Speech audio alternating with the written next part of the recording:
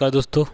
आज हम पढ़ेंगे रेशनल नंबर के बारे में। कल हमने जाना था होल नंबर क्या होता है, नेचुरल नंबर क्या होता है, इंटीजर क्या होता है। आज जानेंगे हम रेशनल नंबर क्या होता है। रेशनल नंबर बेसिकली इन्हीं नंबरों का अनुपात टाइप का होता है जिसे हम रेशियो बोलते हैं। इसे हम रेशनल नंबर को हम क्यू से डिनोट करते हैं। क्यू से एक टाइप का ये रेशियो होता है। रेशियो यानी अनुपात, जैसे पी, स्मॉल पी और स्मॉल क्यू। इस तरीके से अगर कोई संख्या लिखी हो, कोई भी नंबर लिखा रहता है तो उसको हम रेशनल नंबर बोलते हैं। एग्जाम्पल के लिए अगर p की वैल्यू मैंने रख दी यहाँ पर 2 और q की वैल्यू हमने रख दी यहाँ पर कुछ भी, जीरो को छोड़कर कुछ भी, जैसे यहाँ पर 1, तो जो रेशनल नंबर होगा अपना वो हो जाएगा एक q equal to P by Q. तो p की जगह पर रखेंगे हम 2 मतलब 2 और q की जगह पर रखेंगे 1। तो जो वैल्यू यहाँ पर आ रही है 2/1, तो एक रेशनल नंबर है। अगर 1 से हम 2 को डिवाइड कर देंगे तो आंसर क्या आएगा, 2 यानी 2 आएगा। तो 2 जो है वो एक रेशनल नंबर है। कहने का मतलब ये है कि पी अपॉन क्यू के जिस फॉर्म में पी अपॉन क्यू के फॉर्म में जिस भी वैल्यू संख्या को हम लिख सकते हैं, नंबर को हम लिख सकते हैं, वो नंबर हमारा रेशनल नंबर होता है। अब रेशनल नंबर पॉजिटिव भी होता है, नेगेटिव भी होता है, इंटीजर सब कुछ आता है रेशनल नंबर में। जो नंबर लाइन पे संख्याएं पाई जाती हैं वो रेशनल नंबर में आती हैं। सारी की सारी संख्याएं जो नंबर लाइन पर पाई जाती हैं वो रेशनल नंबर कहलाते हैं। एग्जाम्पल के लिए क्यू से हम डिनोट करते हैं और पी अपॉन क्यू ए होता है। इसमें सिर्फ एक ही प्रॉब्लम होती है कि क्यू की जगह पर हम जीरो नहीं रखते। तो क्यू इक्वल टू हम जीरो क्यों नहीं कर सकते हैं, इसका भी रीज़न बताया जाएगा। जैसे यहाँ पर रेशनल नंबर है पी अपॉन क्यू। पी की जगह पर हमने रख दिया 1 और क्यू की जगह पर रख दिया हमने 0। अगर क्यू की जगह पर हमने 0 रख दिया तो इसकी जो वैल्यू है वो कोई वैल्यू यहाँ पर आएगी ही नहीं, कोई आंसर ही नहीं मिलेगा इससे। ए हो जाएगा नॉट एग्जिस्ट। कोई वैल्यू जिस इसका आंसर जो आएगा वो इन्फिनिटी टाइप का आएगा, तो जो एग्जिस्ट नहीं करता तो उसको बोलते हैं नो एग्जिस्ट। ऐसी कोई वैल्यू नहीं आती है, यानी कि 0 से हम किसी भी संख्या को डिवाइड नहीं कर सकते हैं। और डिवाइड हमने ज़बरदस्ती कर भी दिया तो उसका जो आंसर मिलेगा वो आंसर कुछ आएगा ही नहीं, इन्फिनाइट आएगा, जिसको हम नॉट एग्जिस्ट बोलते हैं। पी की जगह पर हम सब कुछ रखते हैं। अब इसमें थोड़ा और समझने की बात है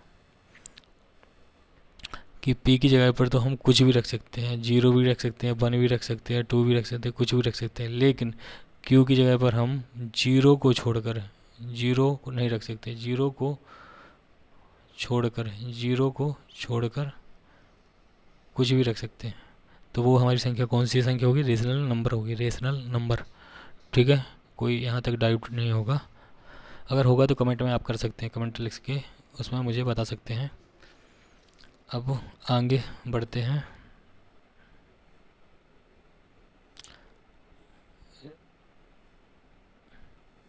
एक एग्जाम्पल है, इसमें क्वेश्चन कर रहा है कि हमें बताना है इसमें ट्रू और फॉल। यहाँ पर 3 स्टेटमेंट है, फर्स्ट, सेकंड, थर्ड। अब कौन सा इसमें सही है और कौन सा गलत है ये हमें बताना है। तो पहला जो है क्वेश्चन कर रहा है कि every whole number is a natural number. पहला जो है स्टेटमेंट वो कह रहा है कि every whole number is a natural number. क्या एक होल नंबर नेचुरल नंबर हो सकता है? इसका आंसर होगा नहीं,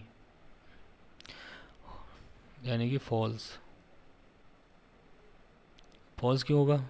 क्योंकि देखो, जो होल नंबर होता है वो हम 0, 1, 2, 3, 4 इस तरीके से दिखाते हैं। ठीक है, लेकिन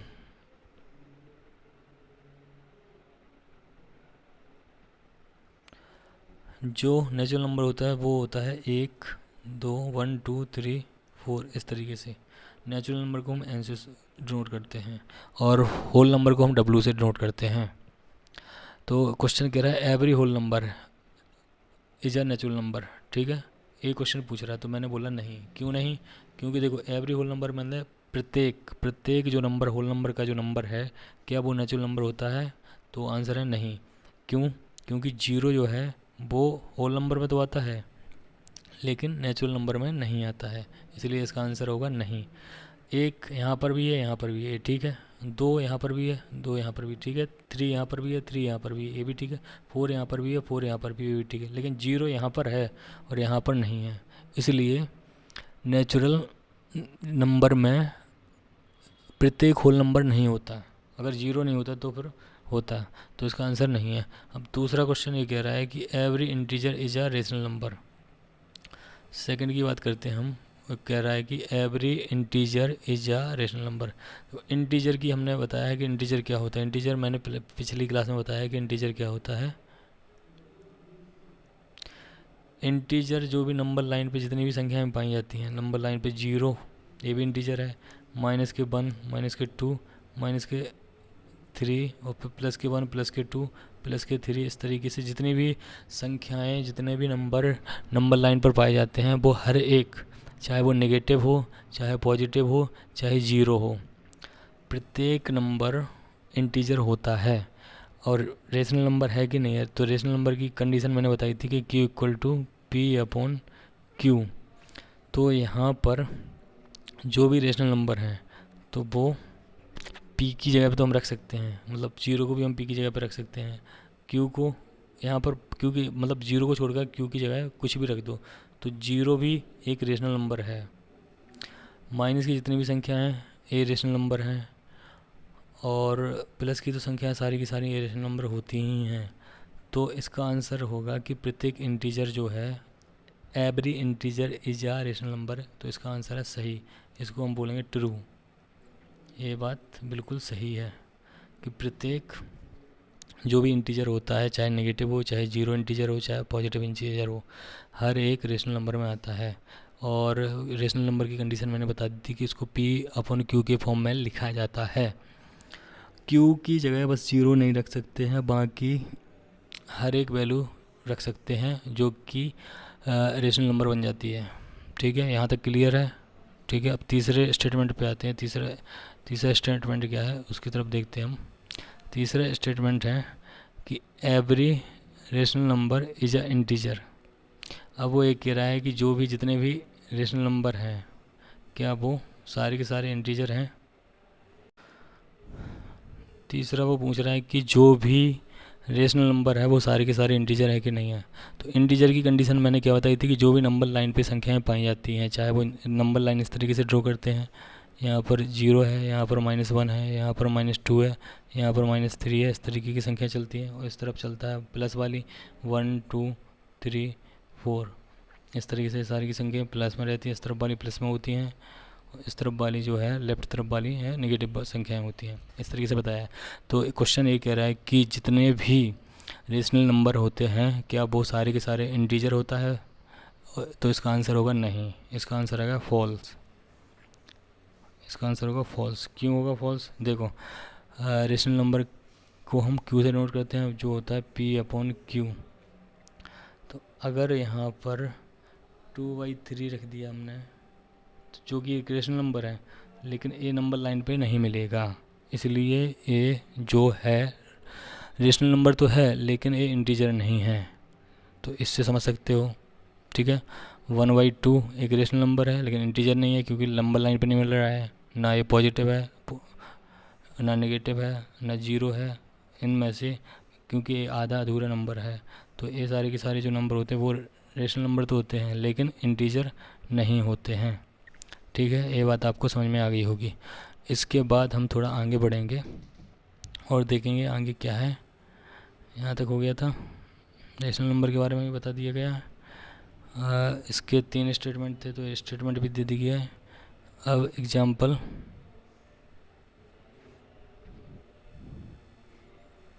सेकंड एग्जाम्पल की ओर हम बढ़ेंगे। सेकंड एग्जाम्पल क्या है, देखो इसको हम ऐसे ही समझते हैं।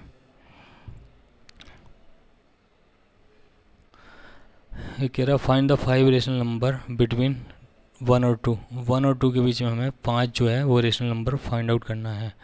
किस तरीके से करेंगे? तो इसके 2 मेथड होते हैं। इसका एक मेथड काम का है, एक मेथड इतने काम का नहीं है। एक मेथड से ही आंसर इसका आ जाएगा। अब इसमें बात करते हैं, जैसे इसका सॉल्यूशन, दूसरे सॉल्यूशन की इसकी बात करते हैं।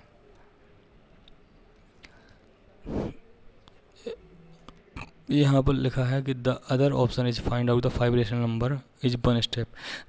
एक ही स्टेप में ही निकल आएगा। Since b 1 to 5 number, right 1 और 2 rational number which denominator 1 5 plus 1। अब देखो इसको हम समझते हैं किस तरीके से। इसको खाली पेज ले लेते हैं। यहाँ पर देखो क्वेश्चन ये है कि हमें 1 और 2 के बीच में 5 यानी 5 रेशनल नंबर फाउंड आउट करना है, रेशनल नंबर फाउंड आउट करना है। तो इसकी सबसे पहले हम क्या करेंगे, इसके फाउंड आउट करने का तरीका देखेंगे। तो जो भी 1 और 2 के बीच भी जितने भी रेशनल नंबर होंगे तो उनकी जो वैल्यू होगी 1 से ज़्यादा होगी। ये बात तो क्लियर है ना, क्योंकि 1 और 2 के बीच में देखना है, 1 और 2 के बीच में देखना है, और 2 से कम होगी तभी तो इन दोनों के बीच में लाई करेगा ना वो। देखो इसको यहाँ इस तरीके से समझ लें, ये लाइन है, यहाँ पर 0 है, यहाँ पर 1 है, यहाँ पर 2 है। तो जितनी भी 5 रेशनल नंबर जो भी हमें सर्च करना है या सॉल्व करना है या ढूंढना है तो वो इन्हीं लाइन के बीच में, क्योंकि 1 और 2 के बीच में कह रहा है ना 5 कह रहा है, वो 5 रेशनल नंबर चाहिए। तो यहाँ 5 चाहिए तो 1 और 2 के बीच में होगा 1 2 3 4 5, यहाँ तक ही होगा ना, 2 से कम होगा और 1 से ज़्यादा होगा। तो इसका सबसे आसान तरीका रहता है कि हमें 1 और 2 के बीच में सर्च करना है, 1 और 2 के बीच में, तो यहाँ पर 5 निकालना है। तो इसका 5 निकालना है, तो 5 में एक और ऐड कर दूँ तो 6 हो जाएगा। 6 हो गया। अब इसमें 1 और 2 इन दोनों के बीच में चाहिए, तो 1 यहाँ लिख दिया मैंने और 2 यहाँ पर लिख दिया, ठीक है। इन दोनों को ऐड किया तो 6 आया। तो अगर मैं 6 को डिवाइड कर दूँ 6 से तो इसकी वैल्यू 1 आ जाएगी। 6/6 तो इसकी वैल्यू 1 आ जाएगी। और हमें मतलब मुझे ये चाहिए है कि आंसर इसका 2 आए। 6 डिनोमिनेटर में होना चाहिए, डिवाइड में 6 होना चाहिए, और क्या वैल्यू ऊपर लिखी जाए कि उसको डिवाइड करने पर वैल्यू 2 आए। तो 12 हम ऊपर लिख देंगे तो वैल्यू 2 आ जाएगी, यानी कि 12/6 इस तरीके से लिख देंगे, 12/6, ठीक है। और यहाँ पर 6/6 लिखा मैंने, तो इसकी तो वैल्यू 1 आ रही है ना, ठीक है। और 12/6 लिया तो इसका वैल्यू 2 आएगी। अब इसमें डिनोमिनेटर में 6, यहाँ पर भी 6, यहाँ पर भी 6, यहाँ पर भी 6, यहाँ पर भी 6, तो 5 हो गई। तो यहाँ पर 6 से 7 लिख दो, यहाँ पर 8 लिख दो, यहाँ पर 9 लिख दो, यहाँ पर 10 लिख दो, यहाँ पर 11 लिख दो, ये वाली। इसको थोड़ा गड़बड़ हो गया,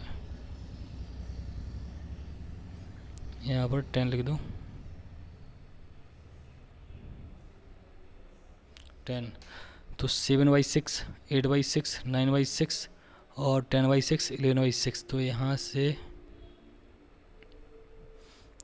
से ये वाली जो वैल्यू है वो सारी की सारी 5 रेशनल नंबर हैं जो 1 और 2 के बीच में हैं, ठीक है। क्योंकि जो रेशनल नंबर होता है उसको हम पी बाई क्यू के फॉर्म में लिखते हैं। रेशनल नंबर को P/Q के फॉर्म में हम लिखते हैं। तो P यहाँ 7 हो गया, Q 6 हो गया, यहाँ P 8 हो गया, Q 6 हो गया, P 9 हो गया, P 6 हो गया, P 10 हो गया, Q 6, P 11, Q 6। तो 5 नंबर जो हैं रेशनल नंबर यहाँ हमने फाइंड आउट कर लिए। कुछ नहीं करना है इसमें सिर्फ ये करना है कि 1 और 2 के बीच में चाहिए, 1 और 2 के बीच में चाहिए, तो हमें 5 चाहिए, तो 5 में 1 जोड़ दो, जितने भी चाहिए होते हैं उनमें 1 हम प्लस कर देते हैं। तो 5 में 1 हमने ऐड कर दिया, प्लस कर दिया 1, तो इक्वल टू आ गया 6। तो 6 का अब 6 का 1 में या तो मल्टीप्लाई करो और फिर डिवाइड करो 6 से, तो आंसर आ जाएगा 1। और 6 का यहाँ 2 पे मल्टीप्लाई करो तो 12 आएगा, 12 से हम 6 से डिवाइड कर दोगे 2 आ जाएगा। तो यहाँ पर 6/6 कर दिया तो a इक्वल टू 1 हो गया, और 12/6 कर दिया तो इक्वल टू 2 हो गया। ये दो संख्या हो गई।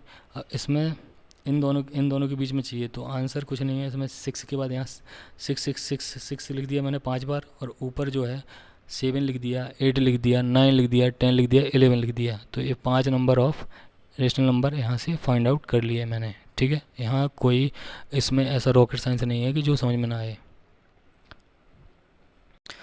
अब हम बात करते हैं एक्सरसाइज नंबर 1.1। तो इसका पहला जो क्वेश्चन है उसको समझते हैं। पहला क्वेश्चन क्या कह रहा है? पहले क्वेश्चन पे जाते हैं कि is 0 is a rational number. क्या 0 एक रेशनल नंबर है? अच्छा, रेशनल नंबर को हिंदी में बोलते हैं परिमेय संख्या। Can you find right it in the form of p और q। क्या इसको p और q के फॉर्म में हम लिख सकते हैं? Where p and q integer और q not equal to 0। q की वैल्यू जो है 0 नहीं है। ठीक है, ये इसका क्वेश्चन कह रहा है। चलो इसका देखते हैं। पहला क्वेश्चन यही है इसका कि 0 जो रेशनल नंबर है कि नहीं है। अगर है तो क्यों है, और इसको p और q के फॉर्म में हम लिख सकते हैं, और q इक्वल टू यहाँ पर हम 0 नहीं करेंगे। ठीक है, तो पहले क्वेश्चन का हम आंसर देखते हैं। तो इसको थोड़ा बड़ा कर लेते हैं। ठीक है, इसको हमने बड़ा कर लिया। ये क्वेश्चन है अपना। अब हम आ जाते हैं इसका। देखो, अगर 0 की रेशनल नंबर का मैंने बताया था q, रेशनल नंबर होता है q, जिसको हम p और अपॉन में q के फॉर्म में हम लिखते हैं स्मॉल q का। रेशनल नंबर जो होता है वो कैपिटल Q होता है, और जो इनको डिनोट कर रहे हैं मतलब p अपॉन q, और डिनोट हम बड़े वाले q से करते हैं। देखो p की वैल्यू हमने 0 रख दी। ठीक है, लिख सकते हैं हम p अपॉन q। इसका आंसर तो है s, आंसर है s। जो है ना कि 0 इज अ रेशनल नंबर, तो इसका आंसर है s, बिल्कुल s। ठीक है, और इसको हम p और q के फॉर्म में भी लिख सकते हैं। ठीक है, तो p की जगह पे हमने 0 रख दिया, q की जगह पे हम 1 रख दिया, तो बस हो गया। इसका आंसर सही है। बस q की जगह पर हम 0 नहीं रख सकते हैं। तो ये तो क्वेश्चन ही कह रहा है कि q is not equal to 0। तो q equal to p upon q, और p की जगह पर हमने 0 रख दिया, q की जगह पर 1 रख दिया, तो ये रेशनल नंबर है। कोई भी इंटीजर रख दो तो आंसर तो इसका 0 ही आएगा, और रेशनल नंबर है। यहाँ पर अगर q की जगह पर हम 1 की जगह 2 रख दें तब भी ये रेशनल नंबर है। q की जगह पर हम 3 रख दें तब भी रेशनल नंबर है। q की जगह पर हम -1 रख दें तब भी ये रेशनल नंबर है। तो इसका आंसर है s, 0 is a rational number.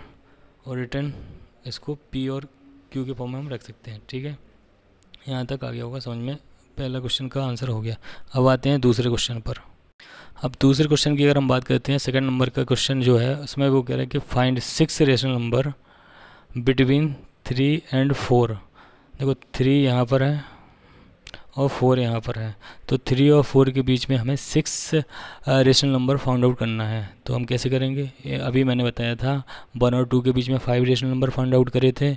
इसी प्रकार से हम 3 और 4 के बीच में 6 रेशनल नंबर फाइंड आउट कर सकते हैं। तो सबसे पहले यहाँ पर हम क्वेश्चन यहाँ से यहाँ पर ले आए। एक कह रहा 3 और 4 के बीच में हमें 6 नंबर जो है वो रेशनल नंबर फाइंड आउट करना है। तो इसका सबसे आसान तरीका क्या है कि जो भी इनको ऐड करने पर जो आ रहा है 6 करना है, 6 हमें फाइंड आउट करना है। तो 6 + 1 इक्वल टू कितना हो गया? 7। तो यहाँ पर 7 ले लिया। अब मुझे एक और काम करना है कि 7 का डिवाइड करके, ये डिनोमिनेटर है, ये 7 जो आएगा वो डिनोमिनेटर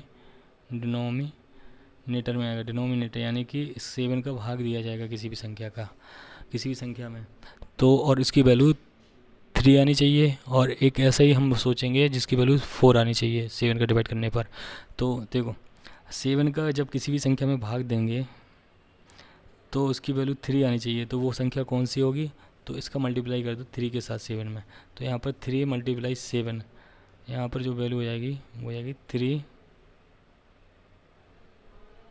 यहाँ पर वो वैल्यू हो जाएगी 3 मल्टीप्लाई 7, ठीक है।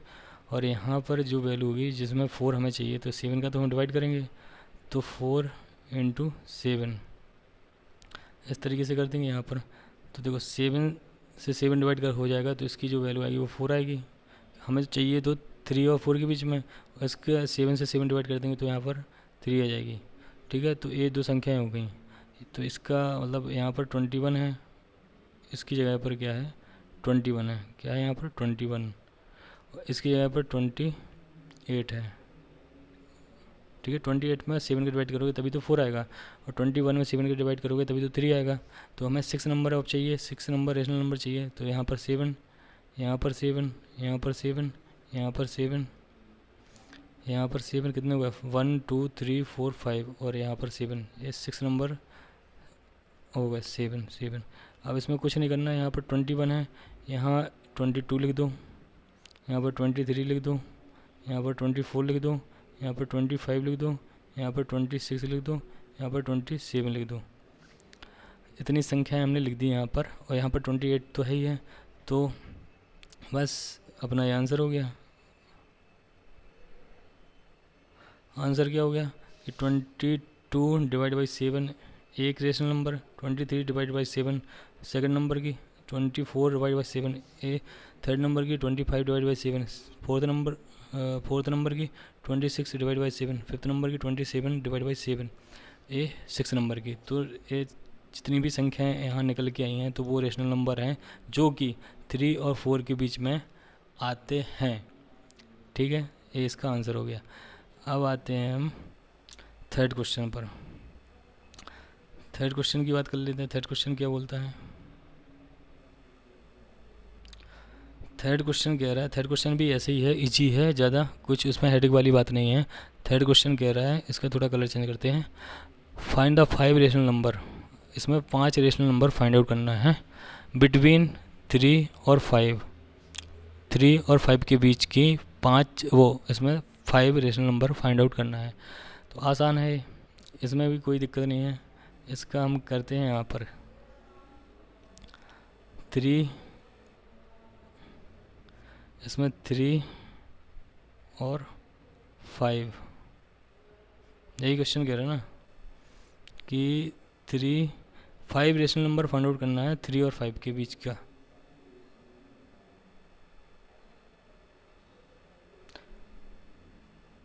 और एक सेकंड, थोड़ा क्वेश्चन को अच्छे से पढ़ लिया जाए।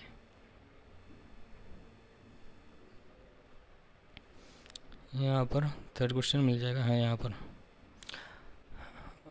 हाँ ये है, वहाँ थोड़ा गड़बड़ हो गया है, यहाँ पर सही है। एक कह रहा है 5 रेशनल नंबर फाइंड आउट करना है,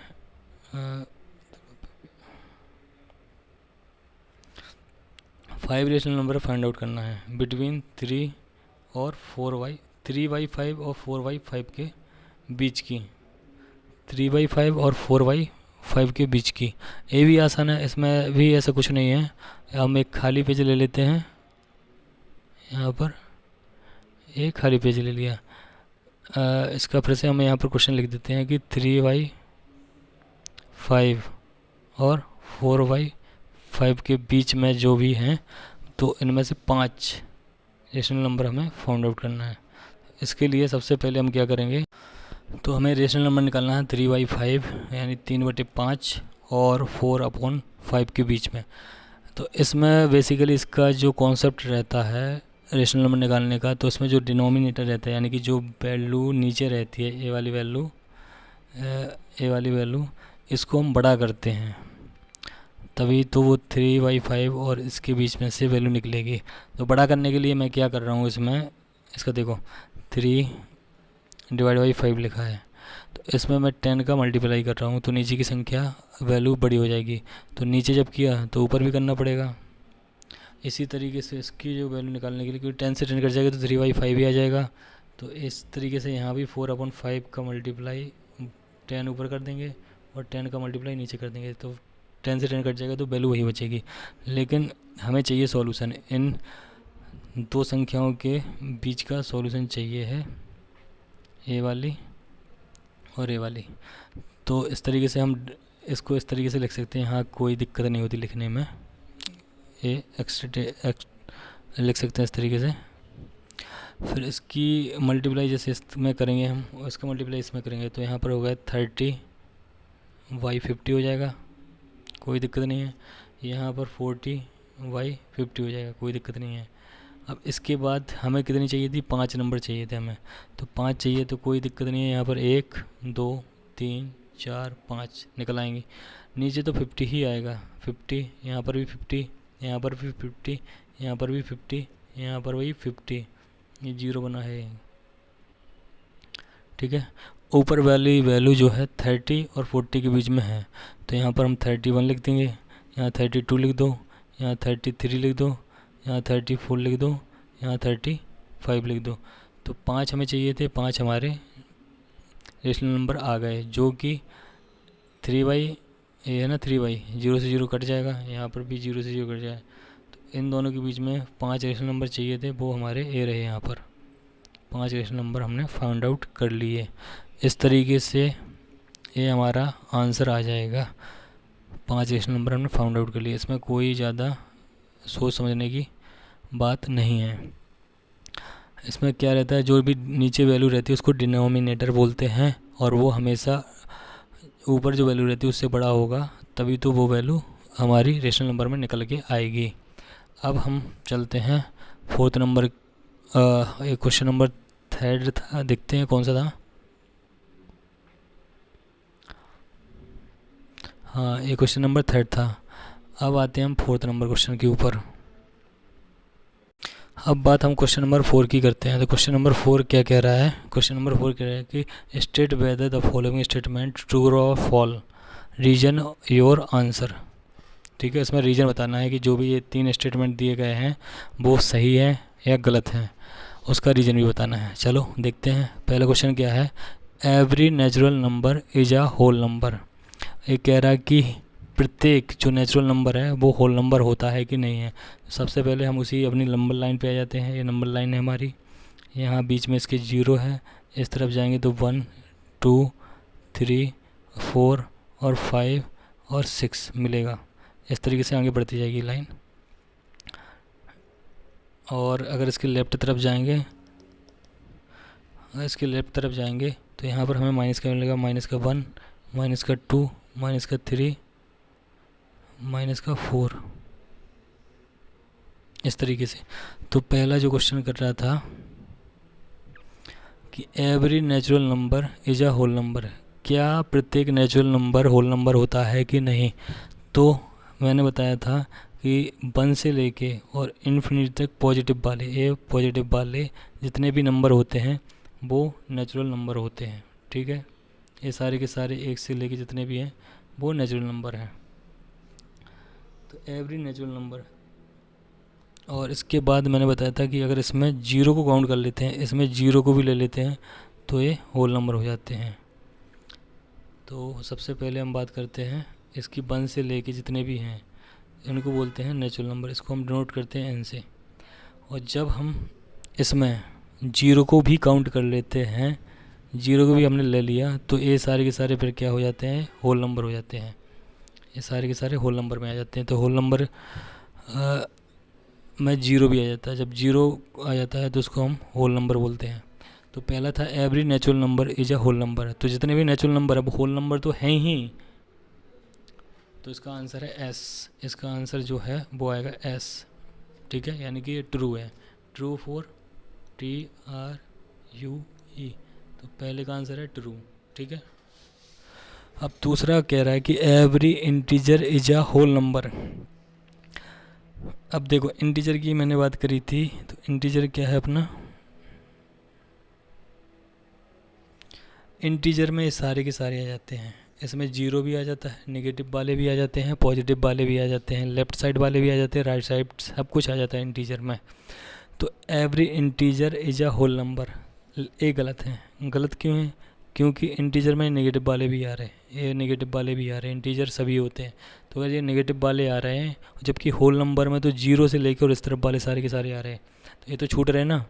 तो every integer is a whole number, ये आंसर इसका गलत है। एवरी इंटीजर होल नंबर नहीं होता है, तो इसका आंसर हो जाएगा फॉल, FALSE फॉल। यानी कि गलत, तो दूसरा अपना हो जाएगा गलत। पहला सही है, दूसरा गलत है। अब तीसरे की बात हम कर रहे हैं कि every rational number is a whole number. ठीक है, तो रेशनल नंबर का मैंने बताया था कि क्यू से हम इसके डिनोट करते हैं, पी अपॉन क्यू इसकी फॉर्मूला होता है। तो अगर यहाँ पर जीरो, पी की जगह पर हम जीरो रख रहे हैं, 1 रख रहे हैं, 2 रख रहे हैं, 3 रख रहे हैं, 4 रख रहे हैं,